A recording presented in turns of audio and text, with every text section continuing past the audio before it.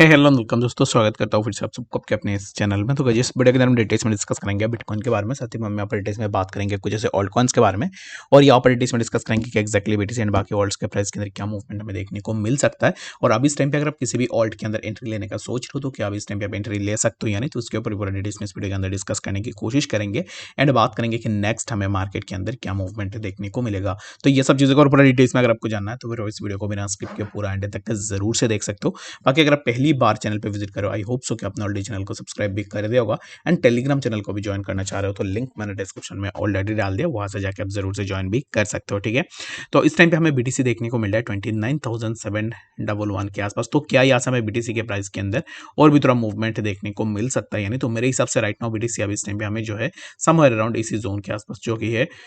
इसी जोन पे 29,798 के आसपास यहाँ पर हमें देखने को मिलेगा। ठीक है, तो ये जो जोन होगा इसी जोन से यहाँ पर मैं इसको मार्क करता हूँ, जैसे कि ऑलरेडी इसी जोन के आसपास हमें प्रीवियसली बीटीसी के लिए एक अच्छा खासा सपोर्ट भी देखने को मिला है। तो अभी इस टाइम पे अगर बीटीसी इसी जोन का ब्रेकआउट नहीं कर पाता, दैट मीन्स कि 29,807 ये जो जोन है, इसी जोन का अगर बीटीसी ब्रेकआउट नहीं कर पाता है, दैट मीन्स कि हमें यहाँ से प्राइस के अंदर एक अच्छा सा ब्रेक डाउन देखने को मिलेगा, जो कि नेक्स्ट हमें 29,053 के आसपास भी देखने को मिल सकता है। ठीक है, तो इस टाइम पे सबसे ज्यादा इंपॉर्टेंट यही है कि बीटीसी इन जोन्स को होल्ड करे। ठीक है, अगर बीटीसी इन जोन्स को होल्ड नहीं कर पाता है, दैट मींस कि हमें फर्दर प्राइस के अंदर और भी ड्रॉप डाउन देखने को मिलेगा। ठीक है, तो अब इस टाइम पे, और जैसे कि मैंने कल भी आपको बताया था कि अंटिल बीटीसी इसी जोन के अबव है तब तक आपको उतना टेंशन नहीं लेनी है। रीजन बीइंग, इसी जोन के अबव अगर बीटीसी रहेगा तो फिर हमें यहाँ पर समझ में आएगा चलो ठीक है यहाँ पर एक कंसोलिडेशन हो रहा है। अगर बीटीसी बियॉन्ड दिस लेवल जाता है, ये जो लेवल है इस लेवल के बियॉन्ड अगर बीटीसी जाता है, दैट मीन्स कि हमें भी समझ में आएगा कि एक्जैक्टली प्राइस के अंदर रिजेक्शन हो रहा है और प्राइस फर्दर हमें जो है और भी नीचे देखने को मिल सकता है। ठीक है,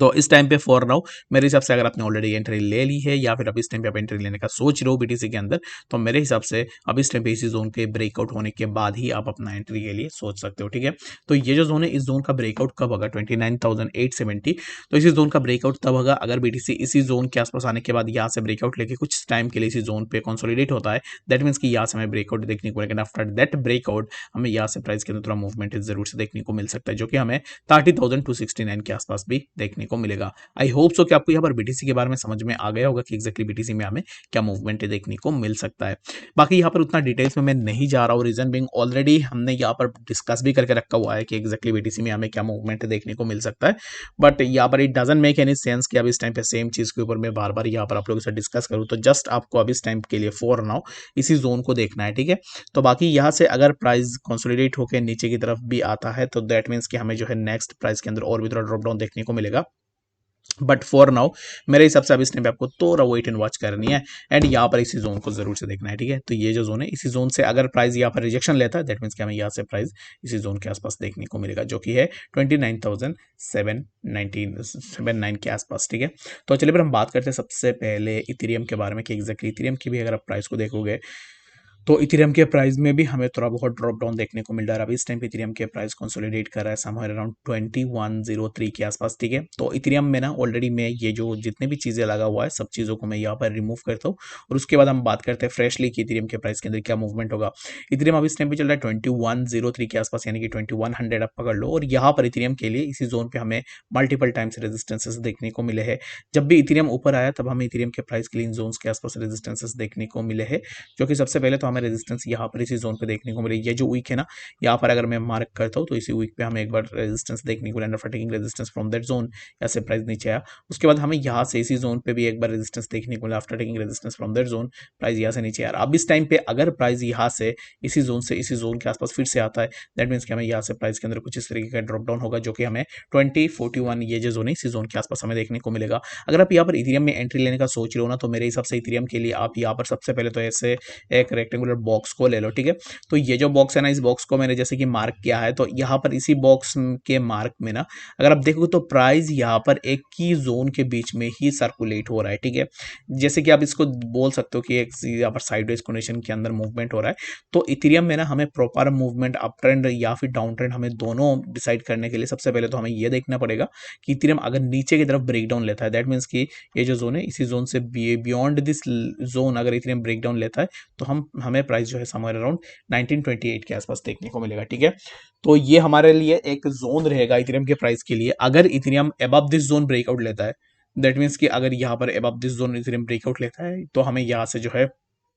प्राइस के अंदर एक अच्छा सा मूवमेंट देखने को मिल सकता है। आई होप सो कि आपको यहाँ पर इथेरियम के बारे में समझ में आ गया होगा, क्योंकि इथेरियम में ना आप यहाँ पर ऐसे एक बॉक्स बना लो, बियॉन्ड दिस लेवल अगर आपको सपोर्ट देखने को मिलता है दैट मीन्स की प्राइस यहाँ से ऊपर जाएगा। सिंपल वे में मैं आपको बता रहा हूँ, किसी बच्चे को भी इस चीज़ को समझ में आ जाएगा। एंड अगर बियॉन्ड दिस लेवल प्राइस यहाँ पर ब्रेक डाउन करता है तो दैट मीन्स आप समझ लेना कि यहाँ से प्राइस नीचे आएगा, जहाँ पर आपके लिए एक शॉर्ट पोजिशन भी पॉसिबल शॉर्ट पोजिशन जो है आप यहाँ पर बना सकते हो। ठीक है, आई होप सो कि आपको यहाँ पर बातें समझ में आ गई होगी कि एक्जैक्टली इथेरियम में हमें क्या मूवमेंट देखने को मिल सकता है। तो चलिए फिर हम बात करते हैं सबसे पहले हमारा जो ऑल्ट कॉइन उसके बारे में। तो उससे पहले ना हम यहाँ पर देख लेते हैं कि एक्जैक्टली बीएनबी में हमें क्या मूवमेंट देखने को मिलेगा। तो बीएनबी के अंदर भी अगर आप देखोगे तो क्विकली हम यहाँ पर बीएनबी को भी थोड़ा देख लेते हैं कि एक्जैक्टली बीएनबी में क्या मूवमेंट हम यहाँ पर एक्सपेक्ट कर सकते हैं। बीएनबी के अंदर भी सिमिलर काइंड ऑफ मूवमेंट हो रहा है, जो कि 345 के आसपास अभी इस टाइम पे बीएनबी कंसोलिडेट हो रहा है। एंड बीएनबी के लिए सबसे इंपॉर्टेंट है कि 350.59 ये जो जोन है, इसी जोन पे प्राइस ने ऑलरेडी रिजेक्शन लिया है। तो अब इस टाइम पे पॉसिबिलिटीज बहुत ज़्यादा है कि प्राइस फिर से इसी जोन के आसपास हमें प्राइस के लिए एक रिजेक्शन देखने को मिले। ठीक है, तो अभी इस टाइम पे फिर से अगर प्राइस इन जोन से रिजेक्शन लेता है दैट मीन्स कि हमें यहाँ से प्राइस के अंदर फिर से एक अच्छा खासा ड्रॉप डाउन भी देखने को मिलेगा। आई होप सो कि आपको यहाँ पर बीएनबी, इथेरियम एंड बीटीसी के बारे में आपको डिटेल्स में समझ में आ गया होगा। बाकी यहाँ पर हम बात करते हैं कि एक्जैक्टली कुछ ऐसे ऑल्ट कॉइन्स के बारे में जो आने वाले टाइम में हो सकता है कि आपको एक अच्छा सा प्रॉफिट बना के दे दे। जैसा कि एबेक्स के अगर आप प्राइस को देखो तो एबेक्स कल रात से ही हमें एबेक्स के प्राइस के अंदर थोड़ा बहुत मूवमेंट देखने को मिल रहा था, बट जब भी प्राइस मूवमेंट लगा रहा था तब प्राइस यहाँ से जो है रिजेक्शन लेने के बाद नीचे आ रहा था। और यहाँ पर मैंने एक ट्रेंड लाइन को खींचा हुआ है। ठीक है, तो ये जो ट्रेंड लाइन है ना, इस ट्रेंड लाइन को मैंने कल रात को भी देखा था और एक्जैक्टली प्राइस जब इसी ट्रेंड लाइन पे आया उसके बाद प्राइस ने एक मूवमेंट है, उसके बाद जब इसी ट्रेंड लाइन का ब्रेकडाउन हुआ तब मैं रुक गया। ठीक है, मैं एक्चुअली पर्सनली मैं खुद भी उस फ्यूचर के अंदर इसमें एंट्री लेने वाला था, और जब इसी ट्रेंड लाइन का ब्रेकडाउन हुआ यहाँ पर, जैसे कि मैंने शॉर्ट टर्म के लिए एक ट्रेंड लाइन ड्रॉ करके रखा हुआ था, तो इसका ब्रेकआउट होने के बाद मुझे लगा कि प्राइस यहाँ से और भी थोड़ा नीचे जा सकता है, जिसके कारण मैंने यहाँ से अपना जो है अपना ट्रेड को क्लोज किया। ट्रेड को मैंने ओपन नहीं किया, बट अब इस टाइम पे ना राइट नाउ अगर आप देखोगे तो प्राइस फिर से इसी ट्रेंड लाइन पे ही रेजिस्टेंस ले रहा है। तो अगर यहाँ से रेजिस्टेंस लेता है तो दैट मीन्स कि हमें यहाँ से प्राइस कुछ इस तरीके से जो है नीचे की तरफ ड्रॉप डाउन होता हुआ दिखेगा, और यहाँ पर साइडवेज कंडीशन के अंदर जिगजैग मूवमेंट लेके प्राइस यहाँ से एक अच्छा सा अपवर्ड मूवमेंट में भी निकल सकता है। आई होप सो कि आपको यहाँ पर इस वीडियो के अंदर डिटेल्स में सब बातें समझ में आ गई होगी। बाकी कोई वीडियो कंफ्यूजन होगा कमेंट सेक्शन के अंदर भी जरूर से बता सकते हो, और मिलते हैं नेक्स्ट अपडेट्स के साथ। तब तक के लिए गुड बाय।